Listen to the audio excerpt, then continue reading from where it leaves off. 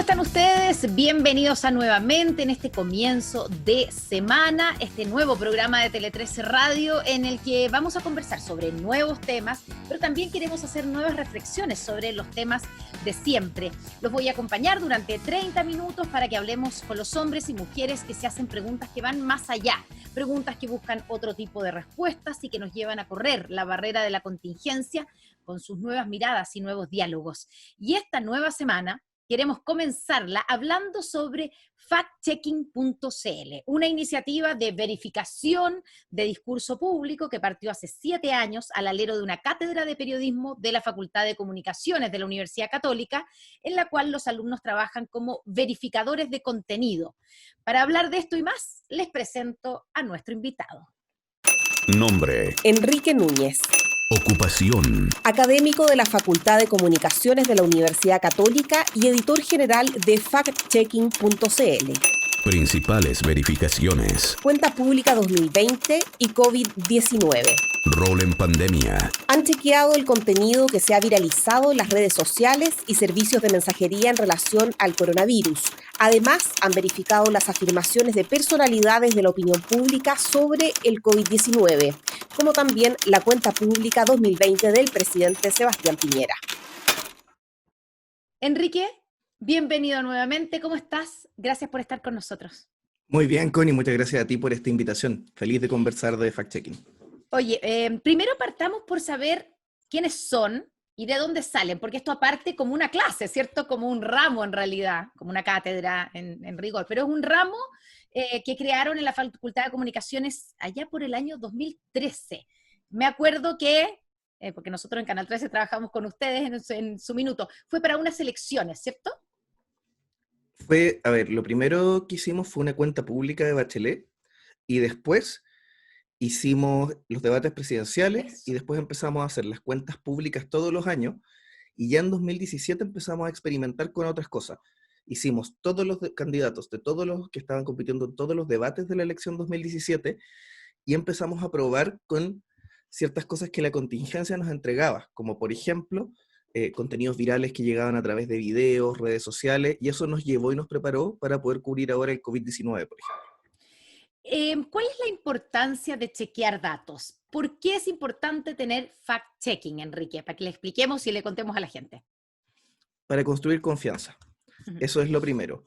Nosotros no nos definimos como los dueños de la verdad, sino que sencillamente somos periodistas, somos investigadores, que lo que hacemos es levantar evidencia y a partir de esa evidencia hacer un análisis que nos permite determinar si algo es más o menos creíble.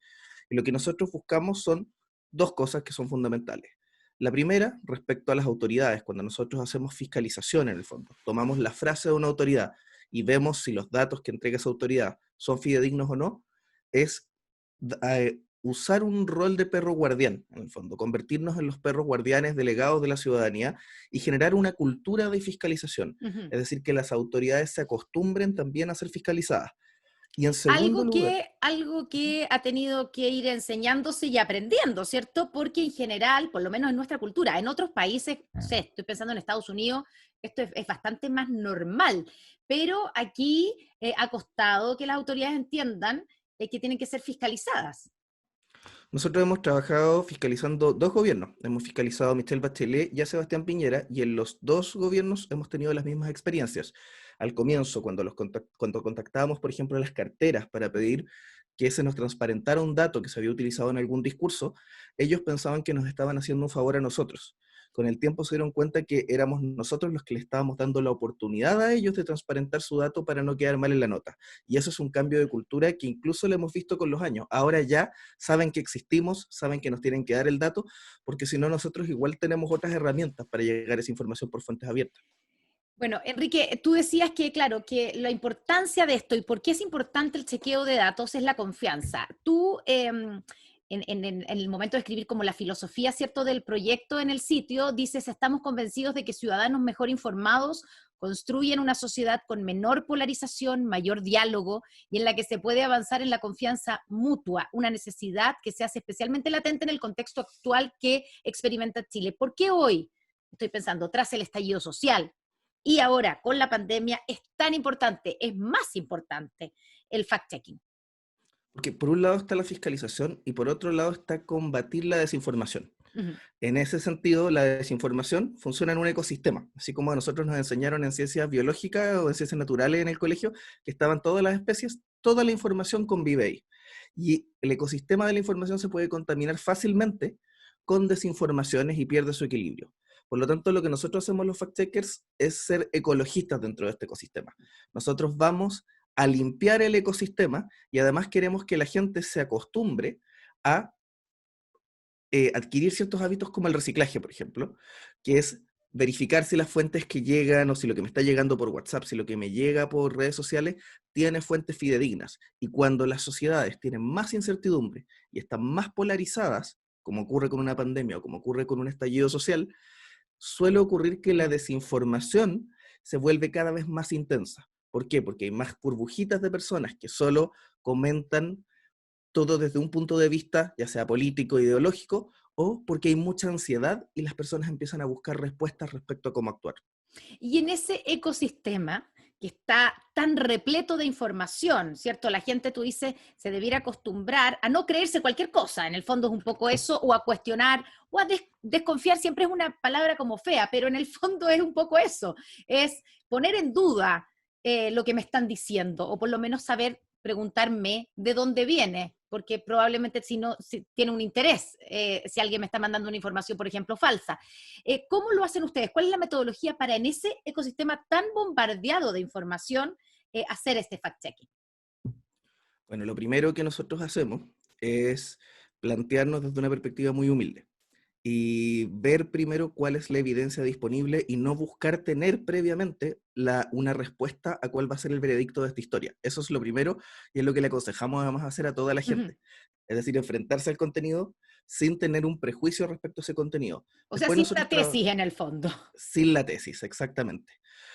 Nos tenemos que ir sorprendiendo y por lo mismo tenemos que no tener ninguna mirada partisana a la hora de enfrentar las verificaciones. Y trabajamos con una estructura de fuentes que nos ordena muchísimo. Están primero las fuentes originales, que son las personas que emiten el mensaje, ya sea la autoridad o de dónde llega este contenido viral, por ejemplo, a través de un mensaje de WhatsApp, Ujú. que en el caso de las autoridades son rastreables. En el caso de los contenidos virales no se pueden rastrear. Por lo tanto, ahí pasamos a las fuentes oficiales, que son, en Chile tenemos una ventaja y es que tenemos una ley de transparencia, por lo tanto hay muchos datos disponibles. Por ejemplo, en un país como México, hacer fact-checking es mucho más difícil porque los datos abiertos no son fiables ni están disponibles. Nosotros sí tenemos esa ventaja.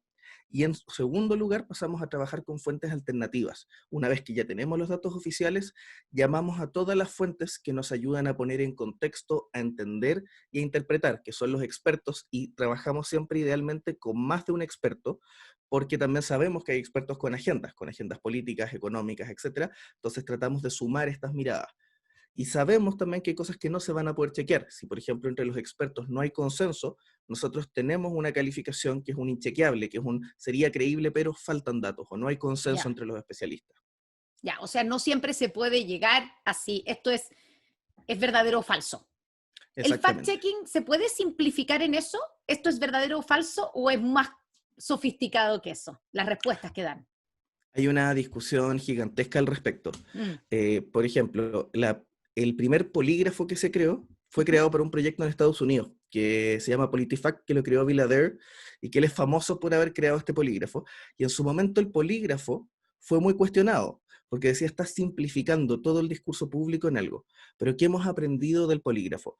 Que te obliga a llegar a una conclusión a través de la evidencia. Si no, el discurso queda muy desordenado y por otro lado es una entrada atractiva al contenido. Pero, por ejemplo, para el nuestro, lo que nosotros hacemos es que trabajamos con un polígrafo de 6 escalas.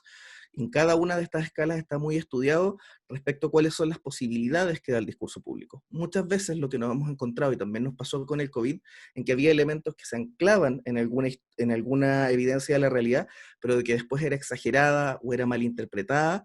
Por lo tanto, no es que sea una falsedad 100%, sino que en realidad es una exageración, por ejemplo. Pero efectivamente el dato es el que nace real. Ahora, ¿cuáles son los parámetros para definir que si las afirmaciones son correctas o incorrectas? La evidencia disponible. Ya. Es decir, nosotros nos basamos netamente en la evidencia y en las fuentes. Hacemos un trabajo de investigación muy cuidado y después se hace un análisis, y en ese análisis hay un trabajo de discusión editorial en que al menos 2 editores, más la persona que hizo la investigación, discuten cuál de todos los parámetros va a ser el que se aplica. Y además nuestros parámetros están escritos y definidos, con una definición muy clara para cada uno respecto a si finalmente la evidencia se ajusta o no. ¿Qué pasó con el estallido social? Ya vamos a ir obviamente al COVID-19, donde ustedes han estado haciendo un intenso trabajo de fact-checking, pero ustedes también hicieron se hizo un trabajo con el estallido social, que viene, y es algo que, claro, no pasaba cuando ustedes comenzaron a trabajar. Viene una cantidad de información a través, sobre todo, de redes sociales, y viene una desconfianza de la gente hacia los medios tradicionales. Y eso, claro, más allá de, digamos, de los problemas que nos traen a nosotros los medios tradicionales, pero la verdad es que eso sí trae un riesgo, ¿cierto? Un riesgo en rodearnos de información y creer solo lo que dicen los que piensan como yo, y me empiezo a alimentar solamente de esas fuentes de información y no hay ningún chequeo. No sé por qué pasó que la gente le creía a todo lo que funcionara, viniera de las redes sociales, así pero a ciega, y a los medios tradicionales, nada. Mira, pasan 2 cosas. Lo primero, en el contexto de la desinformación, lo que está demostrado es que la desinformación lo que hace, más que convencerme de algo nuevo, es reforzar una creencia. Por lo tanto, yo siempre lo explico con el fútbol porque es mucho más sencillo. Pero si yo soy fanático de un equipo de fútbol, por mucho que a mí me llegue una información demostrando que mi equipo de fútbol tuvo un mal desempeño en el partido, lo único que yo voy a hacer va a ser echarle la culpa al equipo contrario. Es decir, yo ya vengo seteado para convencerme de eso. Entonces, ese es el primer fenómeno que se da. Y en segundo lugar, la gente busca ciertos espacios de confianza. Y algo que ocurrió con el estallido social es que en Chile, haciendo fact-checking, había 2 proyectos vigentes. Estaba el proyecto del polígrafo del Mercurio, estábamos nosotros en la Católica, y uno de los antecedentes era Chile-Check, que existió durante el año 2017, pero solo publicaron para esa elección. Para el estallido social emergieron 17 proyectos, entre los cuales había de todo tipo. Había medios tradicionales haciendo chequeo, que nunca habían hecho fact-checking y empezaron a hacerlo. Había proyectos universitarios como el nuestro, varias universidades más empezaron a hacerlo, por ejemplo, el Observatorio de Datos del Adolfo Ibáñez, Sí. y emergieron muchos proyectos independientes, como fastcheck.cl, que ganó el Premio Periodismo de Excelencia este año. Por lo tanto, ahí notamos que esto que nosotros éramos como unos locos medio nerd que veníamos haciendo solos por mucho tiempo, se convirtió en una necesidad, ¿Por porque qué? la polarización llevó a que muchas personas buscaran espacios de confianza. Y es un poco duro esto, pero hay un estudio que muestra que efectivamente el hecho de que los proyectos de fact-checking sean en su mayoría universitarios o independientes es porque son espacios en que la gente que tiene cierto descontento respecto a la cobertura de los medios tradicionales siente que puede confiar, porque además suelen ser espacios sin fines de lucro o que están respaldados en el fondo por una institución académica detrás, pero que no están compitiendo por la audiencia. Y eso es lo que llevó a que todos estos proyectos emergieran y les empezara a ir muy bien en visitas en muy poco tiempo. ¿Y qué ha pasado con esos proyectos en general? Porque claro, una cosa es que algo surja frente a una contingencia, otra es que continúe, porque no es tan fácil, digamos, hacer fact-checking y ser creíble en ese fact-checking. Mira, de esos 17 proyectos vigentes siguen 15, Bien. pero algunos publican con más regularidad que otros. Y de esos 15, nosotros ya llevamos un tiempo trabajando en formar una comunidad de chequeadores. Por lo tanto, ya en esa comunidad tenemos 12, y una de las primeras experiencias que tuvimos fue para la cuenta pública presidencial del año 2020. Hace la semana pasada que estuvimos chequeando sin parar, en que trabajamos por primera vez 5 proyectos en conjunto. Por lo tanto, ahí trabajamos fastcheck.cl, el Observatorio de Datos del Adolfo Ibáñez, Fake News Report, que es un proyecto de concepción, decodificador.cl, que también es un proyecto emergente, y nosotros de la Católica. Y nos dimos cuenta que de partida se puede generar un periodismo colaborativo muy interesante, pero también llegar a otras audiencias, llegar a una audiencia más amplia. El gran problema que tiene el fact-checking es que al ser datos, es que al ser un periodismo bastante duro, nuestro mayor desafío es cómo lo hacemos accesible. La Claro. desinformación, las fake news son súper atractivas. Sí. Son como pequeñas novelas o cuentos, siempre tienen un contenido emocional, llegan en el lenguaje de los memes. En cambio, nosotros te entregamos un informe lleno de datos y tablas, entonces nuestro trabajo es ver cómo lo hacemos atractivo. Ya, y ustedes, en el fondo, la principal competencia de ustedes es eso, es la fake news. Sí, nuestra lucha es contra la desinformación. En todo tipo, es que eso también es súper importante, porque la desinformación, muchas veces cuando se piensa en desinformación, se piensa en la fake news como una pieza que me llega por WhatsApp. Pero la desinformación es cualquier cosa que contamina ese ecosistema. Ujú. Lo que me dice un amigo el fin de semana respecto a su vida personal, si es una mentira, si no es algo real, también desinforma. Por lo tanto, la desinformación puede venir de autoridades, puede venir de medios de comunicación, puede venir de personas, ciudadanos comunes y corrientes. Por lo tanto, somos todos igual de responsables. Estamos conversando con Enrique Núñez, académico de la Facultad de Comunicaciones de la Universidad Católica, editor general de factchecking.cl, y estamos precisamente conversando sobre fact-checking. Enrique, vamos a la cuenta pública. ¿Tienen ya los resultados de ese fact-checking o están procesándolo todavía?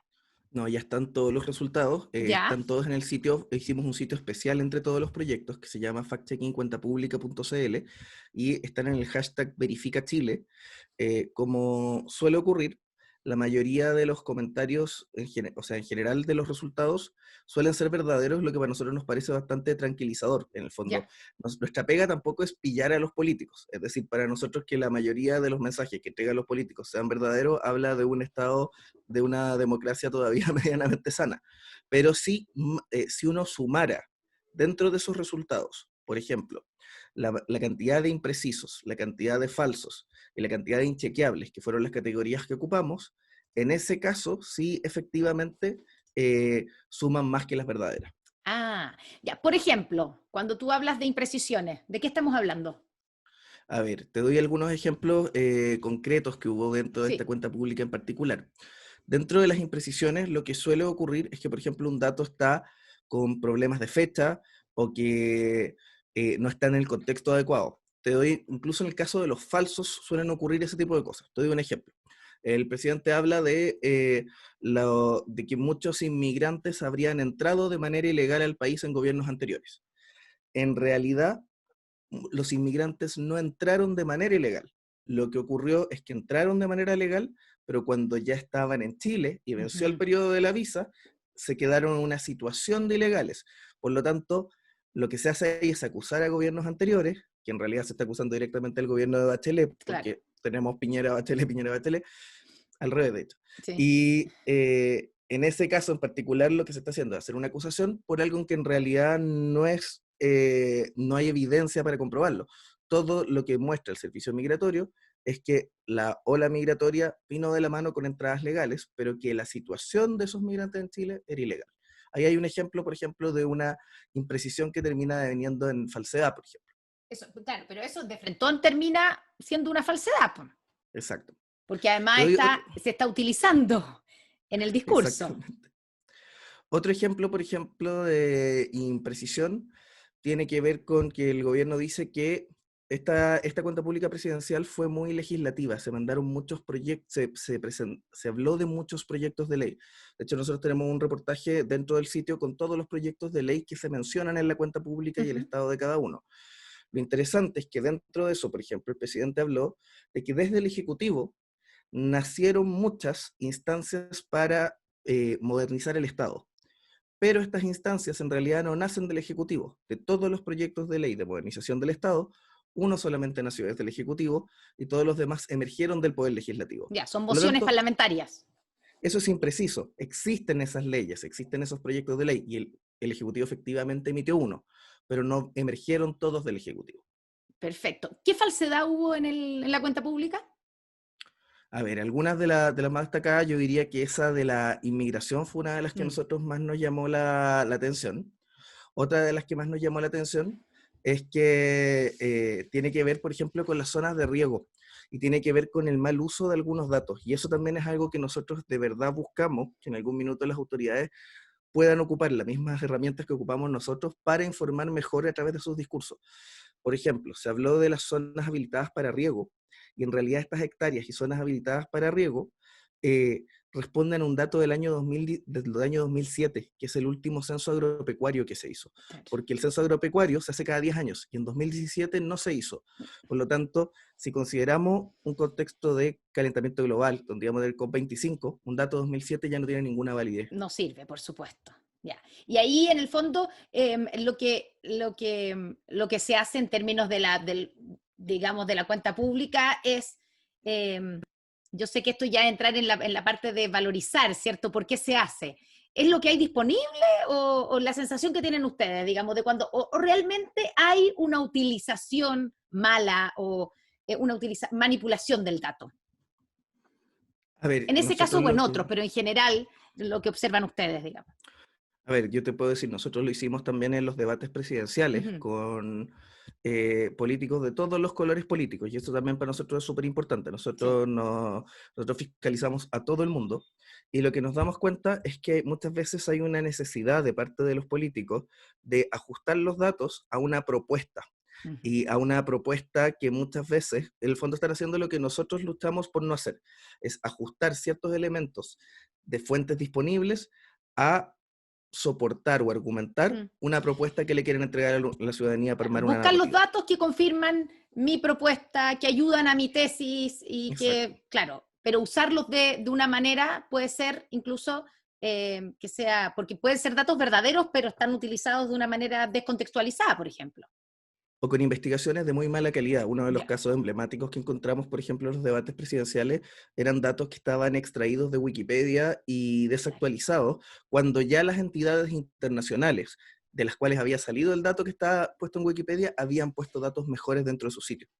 Estamos conversando con Enrique Núñez, académico de la Facultad de Comunicaciones de la Universidad Católica, editor general de factchecking.cl. Enrique, hablemos del coronavirus. Ustedes han hecho un proceso de verificación de las afirmaciones de personalidades de la opinión pública sobre el coronavirus. ¿Cómo estamos en torno al coronavirus? ¿Cuántas mentiras hemos dicho A o han ver, dicho nuestras autoridades? en nuestras categorías de fact-checking, que estoy abriendo el sitio también para Sí, poder ir buscando algunos ejemplos entretenidos, sí, pues. nosotros tenemos una categoría que rara vez la utilizamos, que es ciencia ficción, que es cuando ya hay una mentira absoluta, y Cuando el de hecho la invento es gente, mucho, la muy gente puede entrar descarado. a nuestro sitio y ver que tenemos un personaje que va marcando estas cosas, y tenemos ahí un marcianito que te dice ya que es toda una locura. Y por primera vez con coronavirus es cuando hemos tenido más ciencia ficción, es decir, tuvimos 13 ciencia ficción del total de verificaciones, que es muchísimo, porque algunas cosas venían tanto de las autoridades, pero sobre todo del contenido viral. Una de las cosas que más nos llamó la atención, por ejemplo, eran los falsos expertos. Una de las cosas más impresionantes es que se compartía mucho contenido, y yo diría que esto fue una de las historias más divertidas. A Nos ver, llega, por ejemplo, un contenido viral firmado por un señor, un ya. experto, que era un experto de un país de Centroamérica. Buscamos a este experto y lo único que hicimos fue encontrar este mismo mensaje de WhatsApp publicado en una columna de un medio de este país. Llamamos a la periodista del medio y la Ya. periodista nos dice, no, si es que a nosotros también nos llegó por WhatsApp y la encontramos tan buena que la publicamos.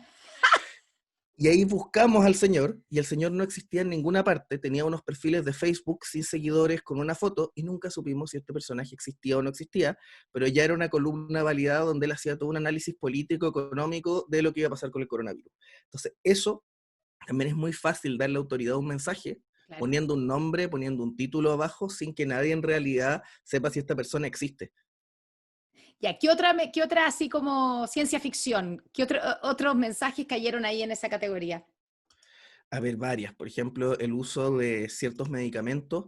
Ah, Yo diría que la más brutal, que después es interesante porque se compartió primero como una desinformación también atribuida a un experto falso que se llama Andreas Kalker, que no existe, que es un señor que ha escrito libros de divulgación, pero que después la tomaron ciertas autoridades, como que utilizar químicos de limpieza sirve contra el coronavirus, que después es algo que repitió Donald Trump en Donald uno de Trump. sus Y Jair discursos, Bolsonaro también. y Jair Bolsonaro también. Y esto nació de un sujeto que Ya. efectivamente él se autodenomina un divulgador, pero que es totalmente cuestionado por toda la comunidad científica. Pero si uno lo busca, tiene libros científicos publicados. Entonces, si uno hace un trabajo medianamente inocente, no cuestiona a los expertos que de verdad conocen ese ámbito, le puede creer fácilmente. Y si eso le llega a alguien como Donald Trump, que efectivamente su trabajo es tratar de construir narrativas políticas para su conveniencia, es evidente que va a utilizarlo a su favor y va a ser muy responsable para la gente. Oye, y aquí en Chile hay casos de autoridades que han utilizado falsa información o medianamente falsa.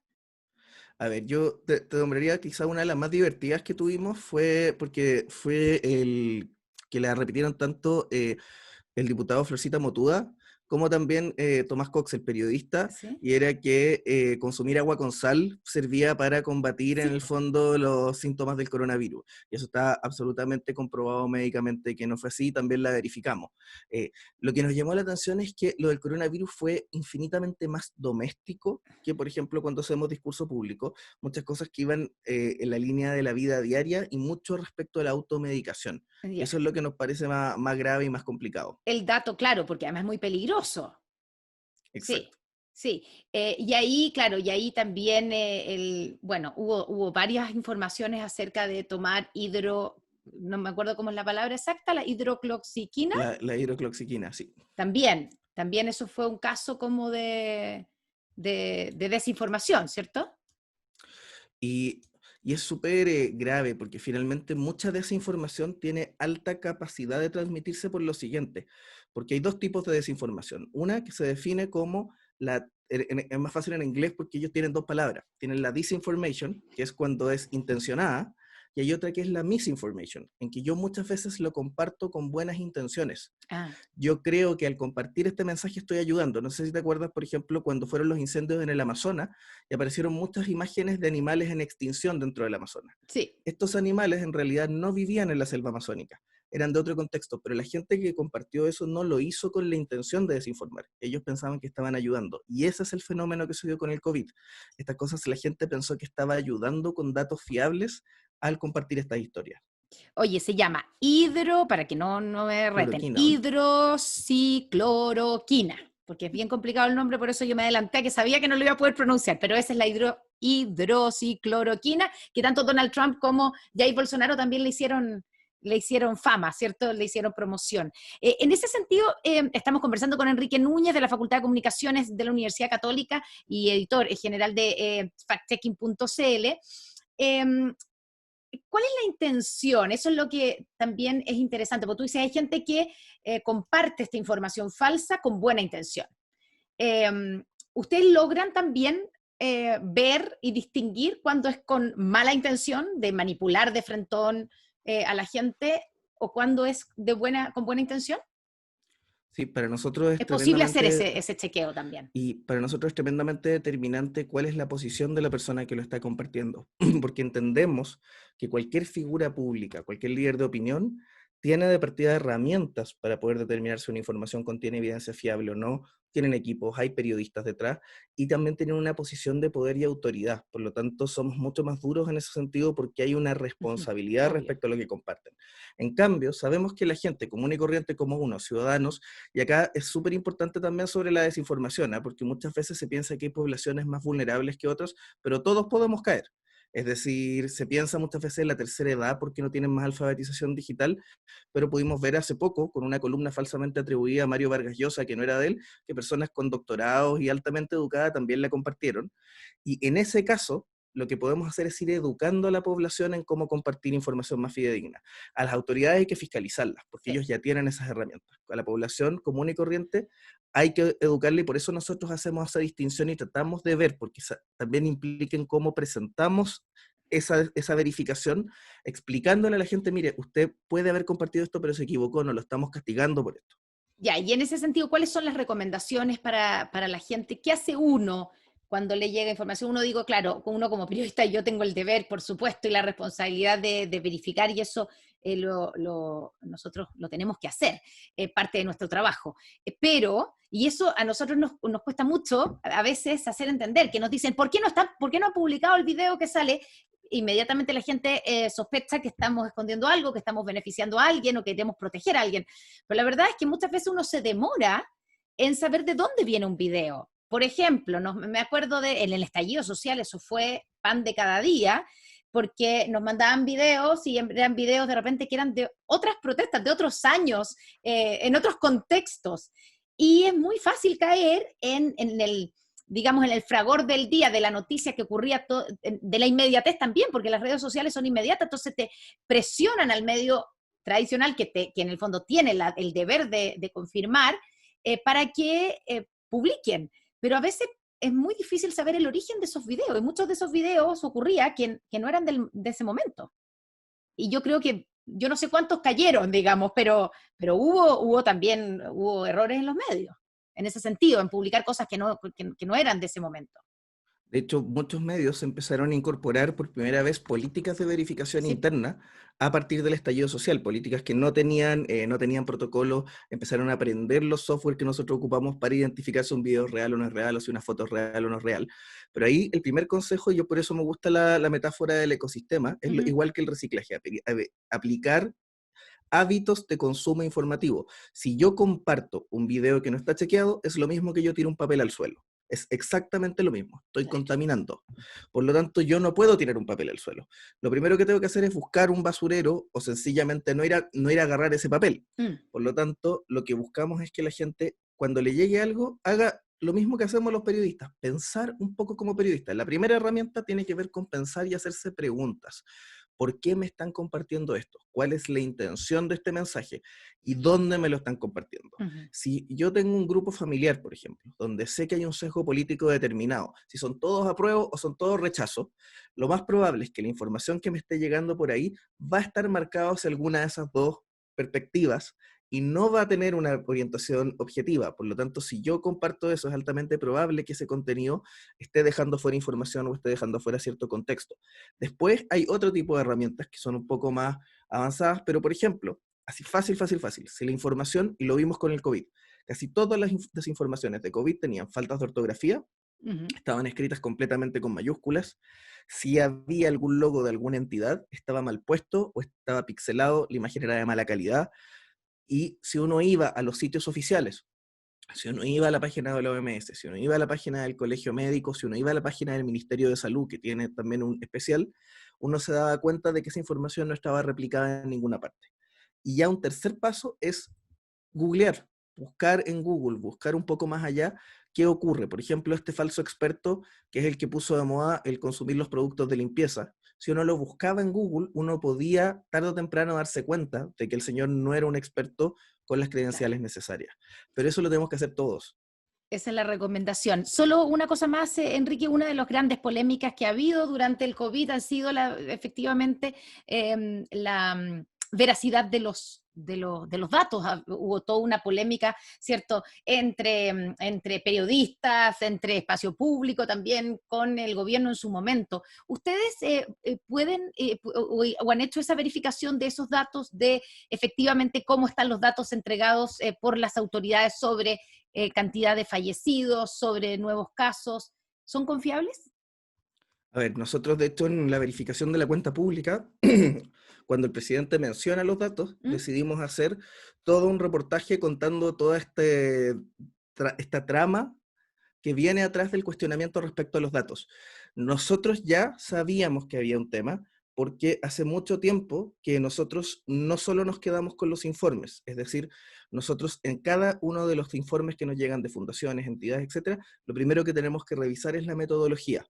Por lo tanto, tampoco podemos dar un dato como un hecho en sí mismo, sino que ese dato responde a cómo fue levantado. Y sabemos que hay ciertas metodologías que son más validadas que otras. Por lo tanto, lo que nosotros hacemos es siempre buscar cuál es la entidad que tiene la metodología más válida para que sea comparable entre países. Y nosotros siempre nos fuimos guiando por la OMS. Por lo tanto, sí entendíamos que los datos de Chile en una primera instancia estaban subrepresentando la realidad, porque además nos pasaba que cuando estábamos levantando las historias, escuchábamos los casos y los casos no coincidían con los datos que se estaban entregando, y efectivamente después tuvo que haber una corrección metodológica que mostró y demostró y fue reconocida por el gobierno que se estaba subrepresentando esa realidad. Pero desde el comienzo lo fuimos viendo, porque uno empieza a revisar la metodología y los primeros informes que entregaba el gobierno, sin datos desagregados, sin detallar cómo se habían levantado, no permitían hacer ese análisis. Y hoy, ¿tú dirías que hoy día, hechas las correcciones, hoy día estamos con datos confiables los que están entregando las autoridades? Tienen un delay, es decir, no se están entregando de manera inmediata, sino que van siendo procesados con cierta cantidad de días. Pero a mí, más que el dato mismo, también me preocupa un poco cómo se está entregando. Porque, por ejemplo, si consideramos la cantidad de PCRs aplicados, o si consideramos las tasas de mortalidad, si estos se ajustan o no se ajustan a los datos de la OMS, no sé si a la ciudadanía le queda tan claro que se está dejando afuera o que se está dejando adentro, porque efectivamente creo que los técnicos ya podemos entender dónde está el elemento fiable del dato, pero yo creo que para la ciudadanía general todavía hay que clarificar un poco más. Enrique Núñez, vamos al recomendado.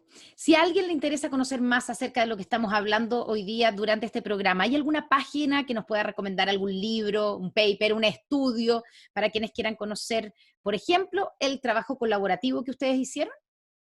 Uy, muchísimo, pero yo creo que lo mejor es conocer los proyectos chilenos de fact-checking. Una súper buena entrada es conocer el proyecto de fact-checking-cuentapublica.cl, porque ahí hay 5 proyectos distintos publicando con miradas y estilos distintos también, pero con una metodología común. Entonces ahí van a poder conocer, yo creo, muchas maneras distintas de verificar. Está el proyecto fastcheck.cl, que lo recomiendo porque además son muy entretenidos, verifican muy rápido. Decodificador, que es un proyecto independiente, chiquitito, hecho por estudiantes, ex estudiantes recién egresados además. Entonces un proyecto joven, con mucha ganas.